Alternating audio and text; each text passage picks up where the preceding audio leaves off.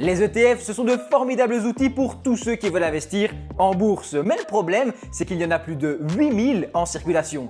Du coup, choisir son premier ETF, c'est presque mission impossible. En général, on a un blocage devant l'écran et on ne sait pas par où commencer.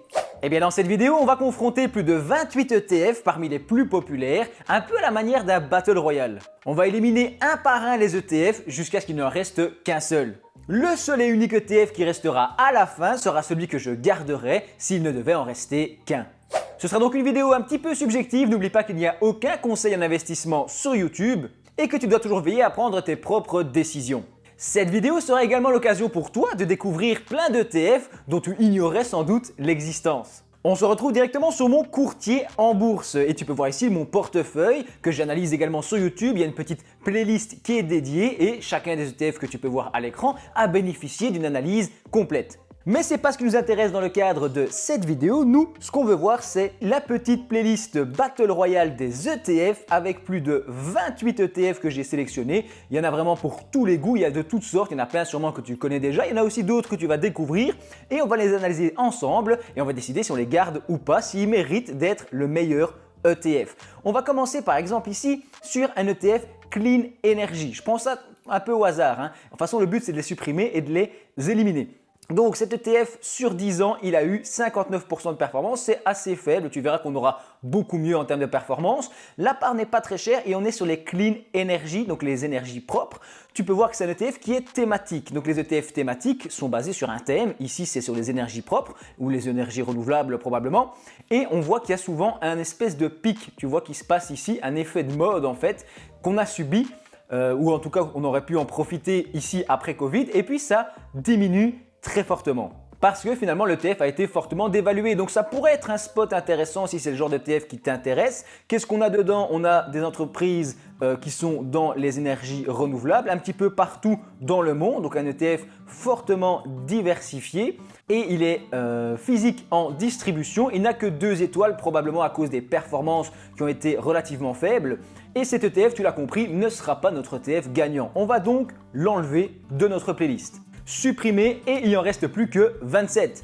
Deuxième ETF, on part sur un MSCI Water ESG. Donc ici, Amundi, tu vois, c'est l'émetteur. Là, c'est le code ISIN, c'est-à-dire l'identificateur, le code d'identification unique qui correspond à chaque titre. Si jamais tu veux les retrouver pour plus tard, on est à 65 € la part et on est sur principalement de l'Amérique du Nord apparemment, de l'industrie, puisqu'on est sur de l'eau, des entreprises qui sont actives dans le domaine de l'eau. C'est vachement intéressant puisque l'eau n'est pas forcément un énorme challenge aujourd'hui pour les pays occidentaux comme nous, mais il y a plein de pays du monde où c'est un énorme problème. Et les ETF eau vont suivre des entreprises actives dans le domaine de l'eau qui sont dans cette industrie, qui innovent par exemple avec de nouvelles techniques pour économiser l'eau ou pour la recycler. Et donc, c'est des entreprises qui vont avoir une importance capitale à l'avenir. Dedans, tu retrouves par exemple du Geberit, entreprise bien connue, American Water, etc. Xylem aussi, ça c'est fort connu, des entreprises qui gèrent et qui travaillent dans le domaine de l'eau. C'est un ETF que je trouve super intéressant, mais pas du tout un ETF que je conseillerais à n'importe qui et comme placement ultime, tu l'as compris. On va donc le supprimer également de notre watchlist. Il est ici, tac, supprimé.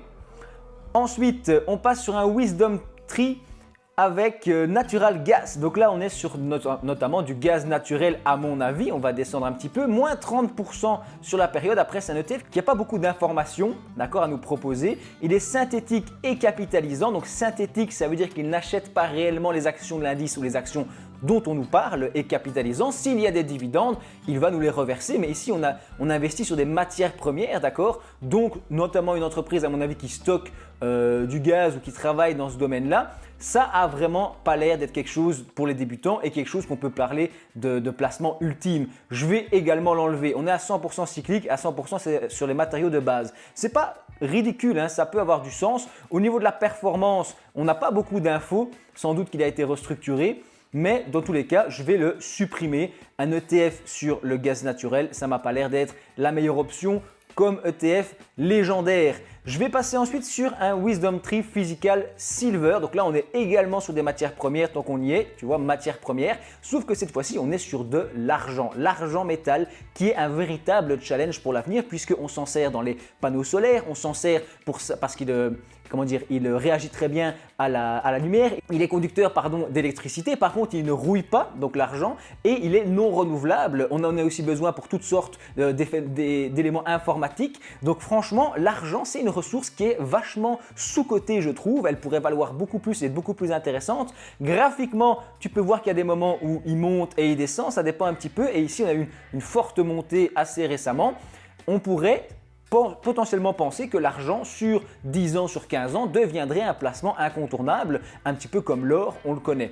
Un ETF argent, c'est super intéressant, mais je ne pense pas que ça doit être une ligne extrêmement importante dans un portefeuille et ce n'est pas en tout cas notre ETF gagnant. Je vais le supprimer et on va passer, on est presque au hasard, sur un ETF qui s'appelle iShares Robotics UCITS ETF. Qu'est-ce que ça veut dire tout ça? Ça veut dire simplement iShares, c'est la gamme d'ETF de BlackRock, d'accord? Donc l'émetteur BlackRock légendaire dans le domaine de l'investissement. Robotique et automatisation, donc ça veut dire qu'en gros il est sur les robots, la robotique.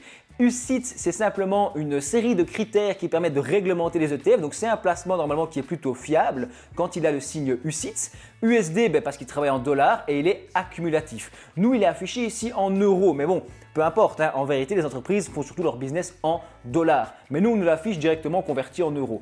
Sur 10 ans, il a fait 168%, donc c'est plutôt encourageant. Il a été créé en 2016, on le voit aussi graphiquement qu'il a été créé ici, et il a eu une très belle augmentation. Il a bien monté dans les années 2020, post-Covid et post-Covid. Il a diminué ici, il a été un petit peu dans le rouge et puis il remonte. Donc oui, c'est un ETF qui est thématique, mais j'ai l'impression qu'il y a moins de fulgurance. On a un graphique qui ressemble plus à quelque chose de commun, à un ETF monde par exemple, donc avec des mouvements un petit peu plus violents. Je te l'accorde. Qu'est-ce qu'il y a là-dedans? Il y a 0,42 de frais, donc c'est un petit peu cher. On n'a que 3 étoiles de notation Morningstar. Il est physique, donc il achète réellement les actions et il est capitalisant. S'il y a des dividendes, il va les réinvestir. Je vais voir ici, on est presque à 100% sur du légèrement cyclique et sur le domaine de la technologie et le domaine de l'industrie. Tu vois, on n'a pas beaucoup les autres secteurs, on est très fortement concentré, donc ce n'est pas un ETF qu'on peut conseiller comme ETF de base. L'ETF parfait, s'il ne devait en rester qu'un, ce ne sera pas celui-là, puisqu'il est thématique et qu'il est trop focalisé sur un secteur. Il n'y a pas assez de diversification.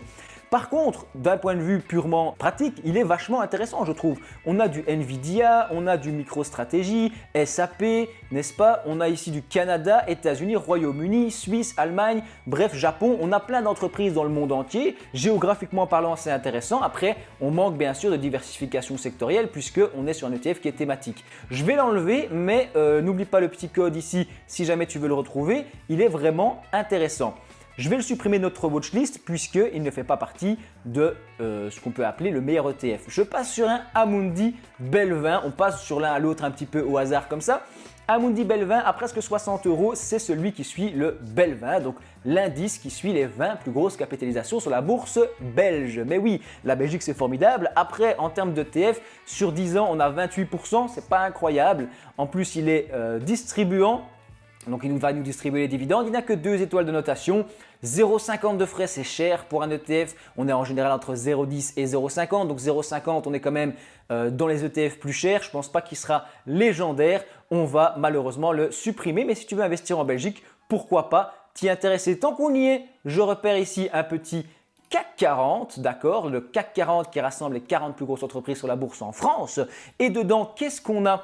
On a du Sanofi, L'Oréal, Airbus, Air Liquide, BNP Paribas, on a Hermès, on a Total, on a LVMH, des entreprises françaises, d'accord, à plus de 60% ici de l'indice, donc ces 10 entreprises sont vraiment les principales.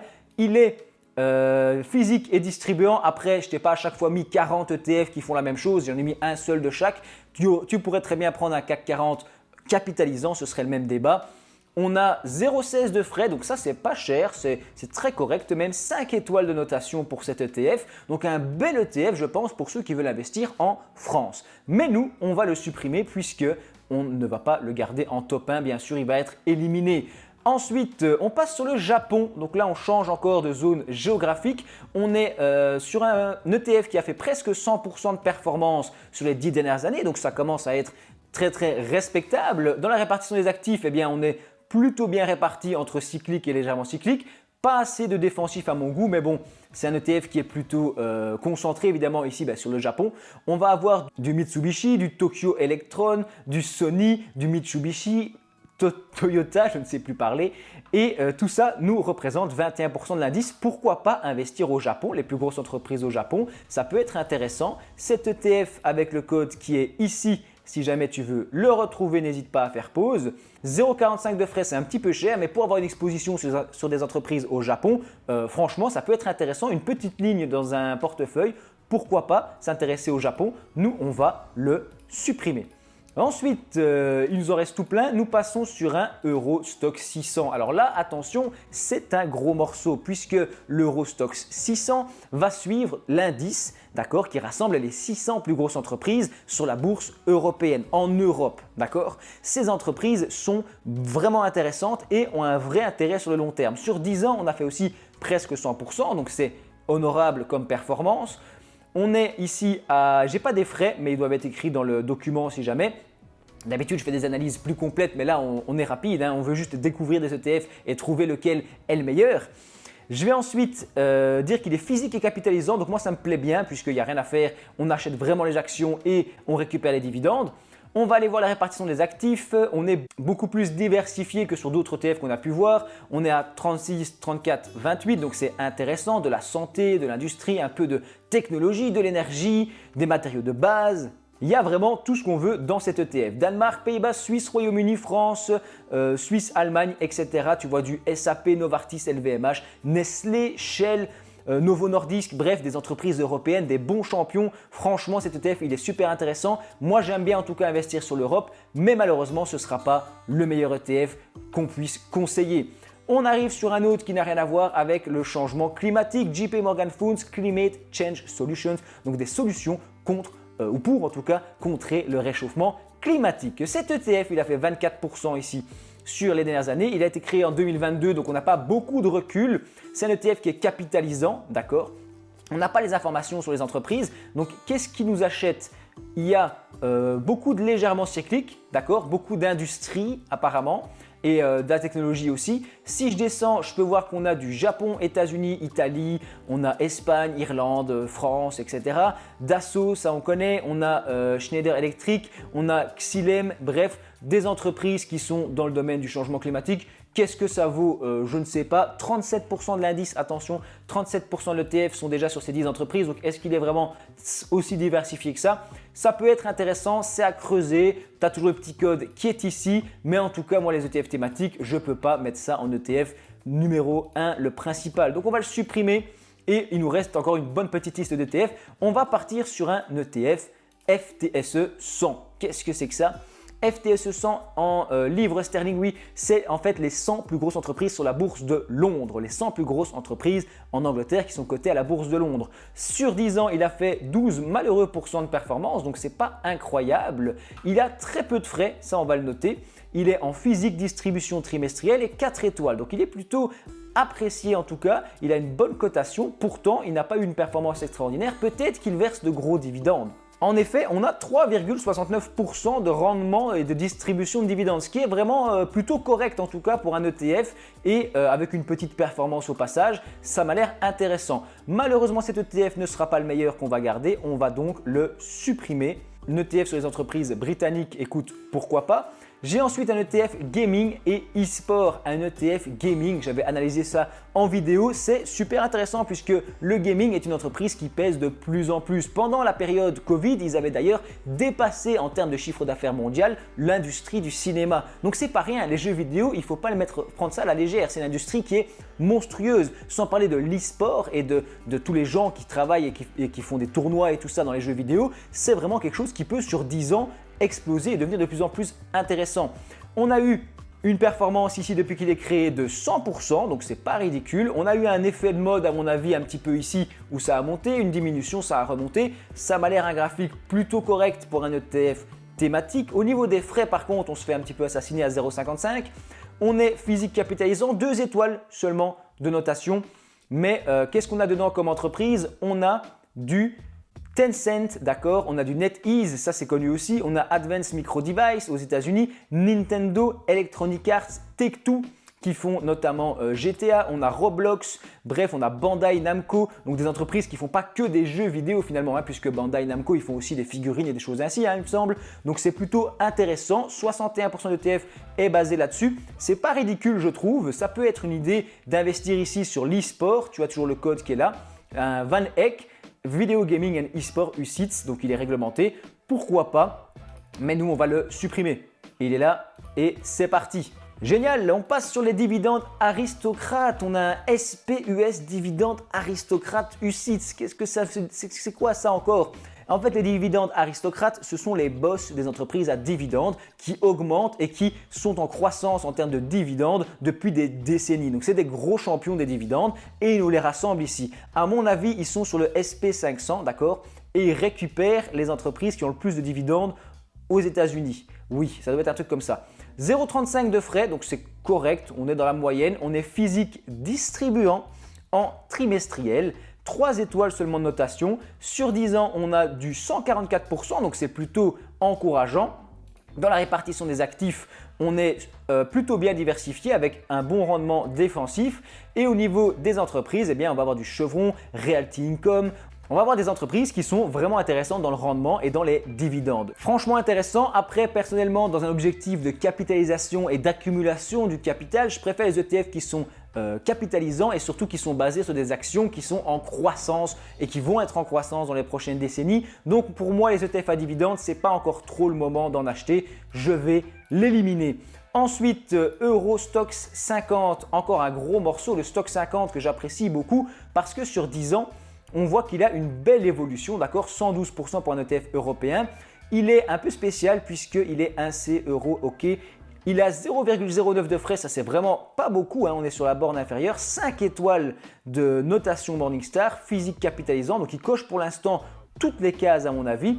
Qu'est-ce que j'ai dans mes actifs? Je vais avoir un portefeuille plutôt diversifié. Si je descends, j'ai du ASML, LVMH, SAP, Total, Siemens, L'Oréal, Sanofi, Allianz, Air Liquide, des entreprises bien connues du Stoxx 50. Attention, le Stoxx 50 ne prend que les entreprises qui sont dans la zone euro et donc qui travaillent en euros. On va supprimer plein d'entreprises comme les entreprises britanniques ou les entreprises suisses par exemple et ceux qui n'utilisent pas l'euro. Je vais supprimer cet ETF puisque malheureusement, il ne rentrera pas dans notre top 1. Il ne mérite pas d'être sur les finalistes. Encore un ETF à dividendes ici, le Vanguard FTSE All World High Dividend Yield. Donc lui, il suit encore une fois les dividendes du monde entier. 60 € la part, c'est pas très cher. Il a une évolution correcte, 56% pour un ETF à dividendes. Je trouve ça pas ridicule. Et l'objectif, évidemment, c'est de toucher des dividendes régulièrement de manière trimestrielle.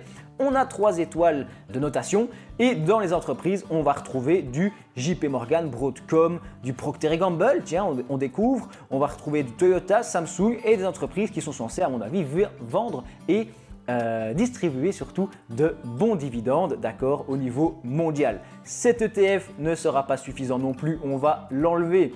Ok, ça diminue, ça diminue. Ici, iShares SP500. Alors, SP500 Health and Care Sector, donc un SP500 qui est plutôt basé sur l'industrie pharmaceutique à mon avis, sur le domaine de la santé. Un ETF qui coûte seulement 10 € la part et qui a connu une évolution de 125%. Donc, c'est pas du tout ridicule. Moi, je trouve qu'au-dessus de 100% de performance sur 10 ans, c'est quand même intéressant, même si les performances passées ne garantissent pas les performances futures. Tu le sais, je trouve que pour se diversifier et ne pas tout mettre sur un SP500 par exemple, ça peut être intéressant.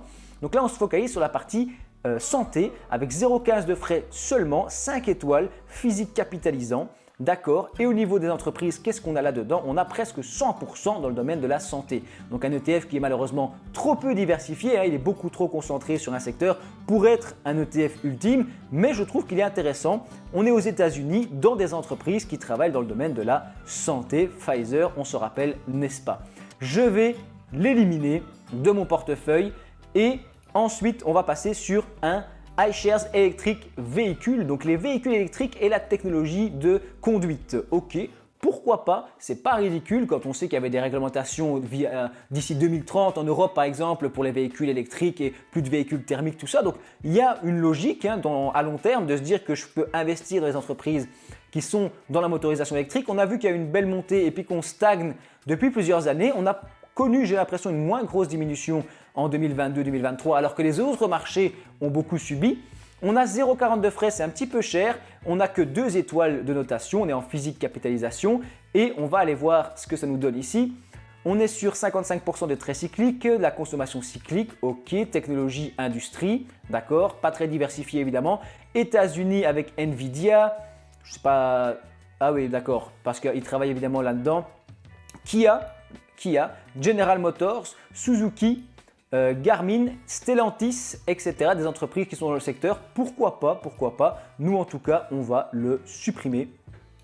Je vais ensuite prendre un Wisdom Physical Gold, un gros morceau Physical Gold. Donc ça veut dire qu'on a de l'or physique. L'ETF, ici c'est un ETC d'ailleurs, tu peux le voir ici en haut, un ETC. Exchange Traded Commodities, donc là il n'achète pas des actions, il achète des matières premières. Il va nous acheter de l'or physique qui va stocker dans des coffres et nous on pourra acheter une part de cet or. C'est pas 100% équivalent évidemment en termes de quantité d'or, mais tu as compris l'idée, on dit qu'on achète de l'or papier. Donc c'est des ETC que je trouve excellents, même si on ne peut pas baser une stratégie là-dessus, puisqu'on perd l'effet diversification des ETF, on est sur une seule matière. On a physique, capitalisation, mais peu importe, puisque l'or ne verse pas de dividendes, on est en physique, c'est important. Et dans les actifs, on n'a pas d'infos puisqu'on achète simplement de l'or. C'est un ETF qui est super intéressant. Pourquoi pas acheter de l'or papier et l'avoir en portefeuille en bourse? Personnellement, j'en ai acheté un petit peu, mais je vais supprimer cet ETF qui ne fait malheureusement pas le poids. Je pense en avoir vu un deuxième, c'est celui-ci, le iShares Physical Gold. Donc il est ici. D'accord, donc lui aussi, il achète de l'or, sauf qu'au lieu d'être chez l'émetteur WisdomTree, tu vas être chez l'émetteur BlackRock, d'accord, avec sa filiale, sa gamme d'ETF iShares plutôt. Un ETF qui est super intéressant, en tout cas pour investir dans l'or, je trouve, avec relativement peu de frais. Franchement, s'il faut payer son essence pour aller chercher de l'or à la boutique, ça coûte presque plus cher, j'exagère. Mais on va le supprimer puisque nous, on ne va pas proposer ça comme ETF ultime. La liste se réduit de plus en plus, j'espère que vous êtes encore avec moi. On a un iShares European Property Yield. Ok, qu'est-ce que c'est que ça? C'est sûrement un ETF qui va travailler sur l'immobilier. À mon avis, on est sur un physique distribution trimestrielle, 3 étoiles, 0,40 de frais, un petit peu cher. On est sur le secteur de l'immobilier, d'accord? C'est un peu ce que je pensais. Cet ETF sur 10 ans, il a moins 4,85%, donc une performance qui est négative. C'est quand même pas incroyable, mais à mon avis, l'importance et l'utilité d'un ETF comme ça, c'est de toucher une part des loyers sous forme de dividendes, d'accord, dans les entreprises qui sont actives dans le domaine de l'immobilier. Donc je ne pense pas que tu vises vraiment une grosse croissance. On est presque à 100% dans l'immobilier, c'est pas ridicule, d'accord, un ETF immobilier, il faudrait plus d'analyse, mais en tout cas, c'est pas assez diversifié, encore une fois, tu l'as compris. On a des entreprises un petit peu partout en Europe, donc c'est vachement intéressant. On va l'enlever également, il est ici, et on va passer sur un ETF Inde. L'Inde est un pays extrêmement intéressant. Ma petite théorie, attention c'est subjectif, n'est-ce pas? Pas de conseils comme d'habitude. Ma théorie c'est que l'Inde ici, on a un bon spot d'achat dans le sens où sur 10 ans, sur 15 ans, l'Inde est censée évoluer et exploser, d'accord? Elle est seulement en train de grandir et de s'industrialiser vraiment un peu partout. On a beaucoup de frais je trouve, 0,65 ici et je vois qu'on n'a que 3 étoiles, sans doute à cause de la performance. On est en physique capitalisation et on a des entreprises évidemment qui sont en Inde, n'est-ce pas, d'accord, avec des banques je vois et des choses qui peuvent monter. Il y a des banques par exemple indiennes qui peuvent vraiment exploser sur les 10 prochaines années parce qu'il y a de plus en plus de personnes en Inde qui vont commencer à avoir des revenus beaucoup plus importants et commencer à s'enrichir, avoir besoin de cartes de banque, etc. Il y a un truc à faire je pense avec l'Inde. Reliance, si je ne me trompe pas, c'est une entreprise qui est à fond dans l'immobilier en Inde.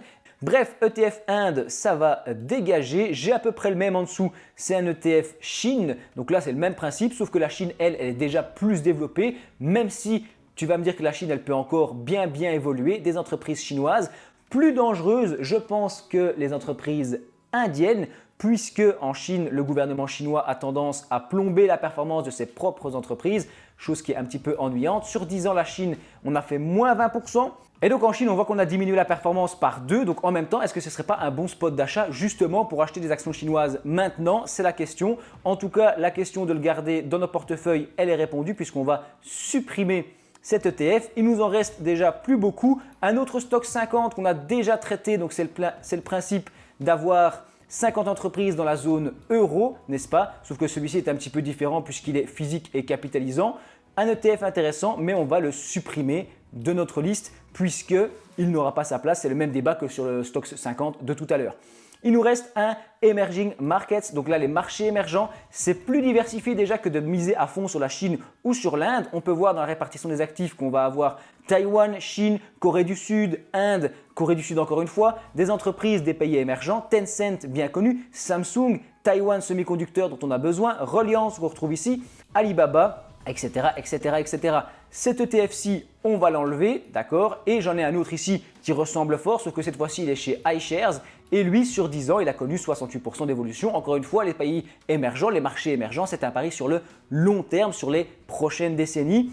Ici, on est de nouveau donc sur des entreprises émergentes et des pays émergents. On retrouve les mêmes grands noms qui sont ici, Alibaba, Samsung, Tencent, Taiwan Semiconductor. Cet ETF, on peut le supprimer également. Il ne nous en reste plus que 3. J'ai un Nasdaq 100, un SP500 et un ETF Monde. Le premier que je vais supprimer, c'est bien entendu le Nasdaq 100. Puisque le Nasdaq 100, même s'il est extrêmement performant, il a connu 500%, presque 600% de performance sur 10 ans. C'est juste incroyable. Mais cet ETF, déjà, il est super cher. Tu peux en trouver d'autres qui ont des parts moins chères. Il a des frais corrects. Il est à fond sur les technologies. Il est en physique et capitalisation, mais on ne peut pas le conseiller comme ETF ultime puisqu'il est beaucoup trop exposé au secteur des technologies. Mais oui, il est à 100% aux États-Unis. Il est sur Microsoft, Apple, Nvidia, Amazon, Meta, etc. Les entreprises du Nasdaq 100. Mais malheureusement, comme il est à fond sur les technologies, c'est quand même trop dangereux de le conseiller. Une petite ligne dans un portefeuille ou pourquoi pas pour accentuer et pousser un peu sur ces entreprises, il peut être super intéressant, le Nasdaq 100. Il ne reste plus que 2. On a un SP500, donc un ETF qui va prendre les 500 plus grosses entreprises sur le marché américain. Dans ces 500 entreprises américaines, tu retrouves celles du Nasdaq 100 évidemment, avec Google, Berkshire, Amazon, Nvidia, Apple, Microsoft, etc. Donc on n'est pas perturbé, dépaysé, on retrouve les mêmes entreprises et on est à 100% sur les États-Unis. Il y a le deuxième ETF qui nous intéresse, c'est l'ETF Monde. Celui-ci, d'accord, cet ETF Monde qui coûte même pas 100 € la part et qui a eu une performance de 200%. Le SP500, lui, il a dû faire dans les 300% bien entendu. Il est plus performant, pourtant celui qui me semble le plus intéressant, c'est quand même celui-ci, l'ETF Monde qui va prendre au lieu de 500 entreprises, 1500 sociétés à travers le monde. Alors beaucoup vont me dire, il y a un gros débat évidemment sur YouTube qui dit que dans l'ETF Monde, finalement, tu as 65% ou plus d'États-Unis.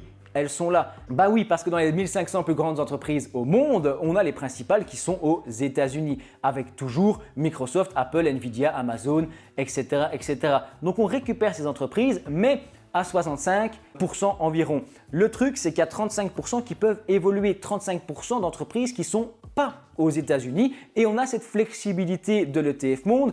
Parce que si on investit sur du long terme, sur 10, 15, 20 ans, on peut se dire que ces 65% d'États-Unis pourraient diminuer à l'avenir si d'autres économies émergentes comme l'Inde, la Chine par exemple, qui est quand même la deuxième économie au monde, pourquoi pas l'Europe qui ferait un grand retour, elle pourrait prendre plus de poids dans l'économie mondiale et donc les États-Unis pourraient diminuer. Donc si on est full SP500, on est quand même bloqué géographiquement parlant sur les États-Unis et même très exposé au secteur des technologies. C'est pourquoi moi j'aurais comme choix de supprimer le SP500 et de garder celui-ci en tant qu'ETF ultime, un bon ETF Monde de base. Il a de la performance, il a des dividendes, il y a les plus grosses entreprises du monde qui sont dedans et il y a cette fameuse flexibilité qui permet d'avoir des entreprises du monde entier et pas être bloqué sur le SP500. J'espère que cette vidéo t'a plu, donne-nous ton avis en commentaire, n'hésite pas à aller faire un tour sur la chaîne ou à visionner la vidéo qui s'affiche à l'écran et je te dis merci d'avoir regardé ma vidéo jusqu'au bout.